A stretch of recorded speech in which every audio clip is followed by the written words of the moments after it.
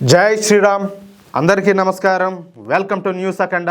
నేను మీ కస్తూరి శ్రీధర్. మిత్రులారా, మన కర్మేందో కానీ మన చుట్టుపక్కల ఉన్నటువంటి ఈ ఉగ్రవాద దేశమైనటువంటి పాకిస్తాను, అలాగే బంగ్లాదేశ్, మయన్మారు, చైనా, ఈ దేశాలన్నీ కూడా థర్డ్ క్లాస్ కంట్రీస్ అన్నమాట.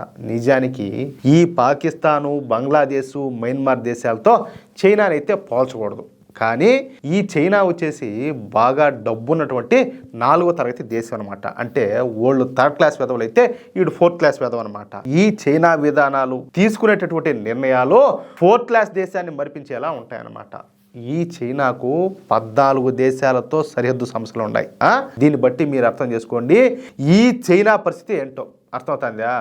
అంటే చుట్టుపక్కల ఎన్నైతే సరిహద్దు దేశాలు ఉన్నాయో అన్ని దేశాలతో కూడా సమస్యలే, అన్ని దేశాలతో కూడా గొడవలే. దీన్ని బట్టి ఏమర్థం చేసుకోవాలా? వీడు పెద్ద పోరంబోక మొండా కొడుకు, అది పెద్ద మొండాకూర దేశం అని చెప్పేసి మనం అర్థం చేసుకోవచ్చు. యూరోప్ దేశాల్లో చూడండి, అక్కడ సరిహద్దుల మీదనే ఈ నివాస గృహాలు, అలాగే రెస్టారెంట్లు అన్నీ కూడా ఉంటాయి. దీనికి చాలా ఎగ్జాంపుల్స్ ఉన్నాయి. కానీ మన కర్మ ఏందో కానీ మనం మన సరిహద్దులకు కనీసం 10 కిలోమీటర్ల లోపల వరకు మన ప్రజలు నివసించడానికి వీల్లేదు. కారణం ఈ దిక్కుమాలినటువంటి దేశాలే, అన్నీ ఒకటి కూడా తక్కువ కాదు. సరే, ఈ చైనాకు మొదటి నుంచి మన దేశం మీద కన్ను అయితే ఉండాలి. 1962లో ఏది ఇక్కడ పువ్వు ఒకటి పెట్టుకొని మనందరినీ ఎరుపులు చేస్తూ ఉంటాడు కదా ఒక ఆయన, ఎవరు? జవహర్లాల్ నెహ్రూ. ఆయన ప్రధానమంత్రిగా ఉన్న సమయంలో మన దేశం మీద ఈ చైనా దాడి చేసి మన దేశంలోని 38,000 చదరపు కిలోమీటర్ల భూభాగాన్ని ఆక్రమించుకునేది. అది చాలదన్నట్టుగా మన దేశంలోని అరుణాచల్ ప్రదేశ్, అలాగే లడఖ్, సిక్కిం రాష్ట్రాలను ఈ చైనా తమవిగా చెప్పుకుంటా ప్రచారం చేసుకుంటుంది. చాలా ఇంకా ఏమన్నా కావాలన్నా తొండ ముదిరి ఊసర వెళ్ళైనట్టు ఈ చైనా మన అరుణాచల్ ప్రదేశ్ రాష్ట్రాన్ని వాళ్ళదిగా చెప్పుకుంటా వాళ్ళ భూభాగంలోని రాష్ట్రంగా మ్యాపులను తయారు చేసి ప్రచారం చేసుకుంటుంది.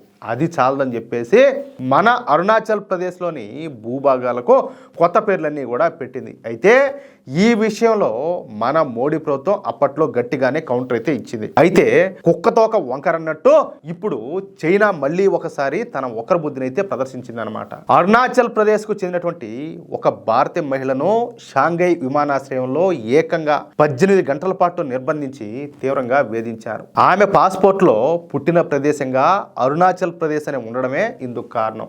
ఆ అరుణాచల్ ప్రదేశ్ రాష్ట్రం చైనా భూభాగం అని చెప్పేసి వాదిస్తా ఆమె దగ్గర ఉన్నటువంటి భారతీయ పాస్పోర్ట్ చెల్లదని ఈ చైనాకు చెందినటువంటి ఇమిగ్రేషన్ అధికారులు దురుసుగా ప్రవర్తించారు ఆ మహిళతో. ఇక వివరాల్లోకి పోతే, అరుణాచల్ ప్రదేశ్ కు చెందినటువంటి పేమా వాంగ్ తోంగ్డోక్ అనేటటువంటి మహిళ ఈ నెల 21న లండన్ నుంచి జపాన్ కు పోయేదానికి షాంఘై పుడాంగ్ విమానాశ్రయంలో విమానం అయితే మారాల్సి వచ్చింది. అయితే ఆమె పాస్పోర్ట్ ను పరిశీలించినటువంటి అక్కడి ఇమిగ్రేషన్ అధికారులు పుట్టిన ప్రదేశంగా అరుణాచల్ ప్రదేశ్ ఉండడంతో ఆమెను అడ్డుకున్నారన్నమాట. అరుణాచల్ ప్రదేశ్ చైనాలో భాగం కాబట్టి మీ భారత పాస్పోర్ట్ ఇక్కడ చెల్లదని చెప్పేసి వాదించి ఆమెను అదుపులోకి తీసుకున్నారు. ఈ సందర్భంగా చైనా అధికారులు, అలాగే చైనా ఈస్టర్న్ ఎయిర్లైన్స్ సిబ్బంది తనను ఎగతాళి చేసినారని, అలాగే చైనా పాస్పోర్ట్ కు దరఖాస్తు చేసుకోవాలని చెప్పేసి హేళనగా మాట్లాడినారని చెప్పేసి ఆ బాధితురాలు ట్విట్టర్ వేదికగా ఆవేదన అయితే వ్యక్తం చేసింది.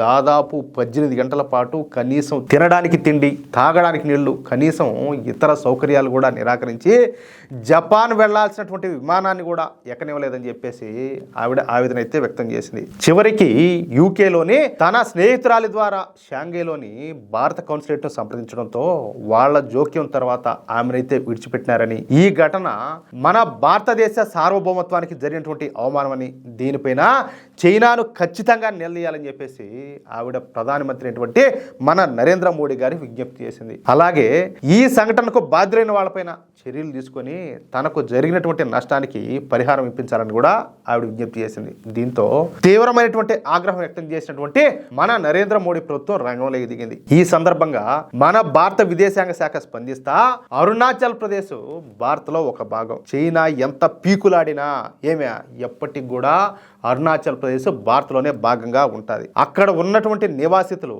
భారతదేశ పాస్పోర్ట్ను కలిగి ఉండేందుకు, అలాగే నివసించేందుకు, ప్రయాణించేందుకు పూర్తిగా అర్హులు. అసంబద్ధమైనటువంటి కారణాలతో ఒక మహిళను అదుపులోకి తీసుకోవడానికి చైనా అధికారులంతా కూడా సిగ్గుపడాల. చైనా అధికారుల చర్యలు పూర్తిగా దిగజారిన భావజాలాన్ని అయితే కలిగి ఉన్నాయి. చైనా అధికారులు తీసుకున్నటువంటి చర్యలు పౌర విమానయానానికి సంబంధించినటువంటి చికాగో కన్వెన్షన్ అలాగే మాంట్రియల్ కన్వెన్షన్లకు విరుద్ధంగా ఉన్నాయి. ఈ విషయం పైన మేము తీవ్రంగా చైనా అధికారులు అయితే హెచ్చరిస్తాం. మరొకసారి మా భారతీయుల విషయంలో మరోసారి ఇదే విధంగా జరిగితే ఈ విషయం పైన అంతర్జాతీయ న్యాయస్థానంలో కేసు వేయడమే కాకుండా పౌర విమానాల విషయంలో కఠినమైనటువంటి చర్యలు కూడా తీసుకుంటామని చెప్పేసి మన భారత ప్రభుత్వం హెచ్చరించింది.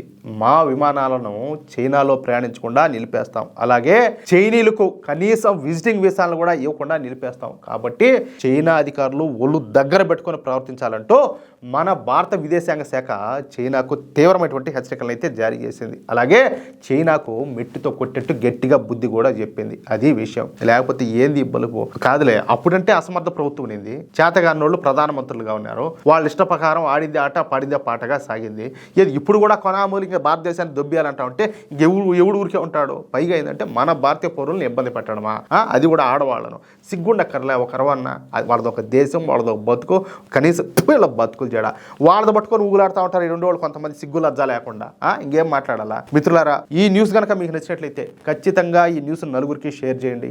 అలాగే ప్రతి ఒక్కరు కూడా మీ యొక్క అమూల్యమైనటువంటి అభిప్రాయాలను కామెంట్ రూపంలో తెలియజేయండి. ఇంకో విషయం ఏంటంటే, ఇంతవరకు మీరు గనక మన ఛానల్ను సబ్స్క్రైబ్ చేసుకున్నట్లయితే ప్రతి ఒక్కరు కూడా మన ఛానల్ను సబ్స్క్రైబ్ చేసుకోండి, సపోర్ట్ చేయండి ప్లీజ్. జై శ్రీరామ్, జై హింద్.